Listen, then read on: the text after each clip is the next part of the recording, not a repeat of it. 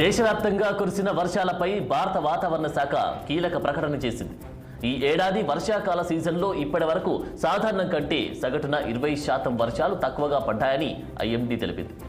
మధ్య బంగాళాఖాతంలో 29% వర్షపాతం నమోదు తక్కువగా కాగా దక్షిణాది రాష్ట్రాల్లో మాత్రం సాధారణం కంటే 17% అధిక వర్షపాతం నమోదైందని పేర్కొంది.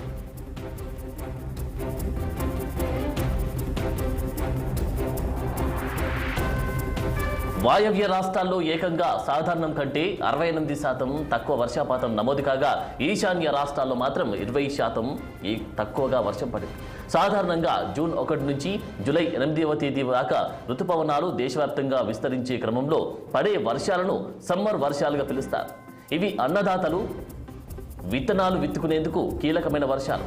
అయితే రుతుపవనాల విస్తరణకు కాస్త బ్రేక్ పడిందని, అవి కాస్త బలహీనమయ్యాయని తెలిపింది. బలహీనపడినప్పుడు కుండపోత వర్షాలు కురుస్తాయని ఐఎండీ అధికారులు తెలిపారు.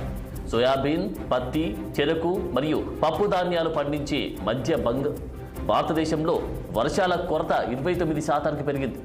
ఈశాన్యంలో సాధారణం కంటే 20% తక్కువ, వాయవ్యంలో 68% తక్కువ వర్షపాతం నమోదైంది.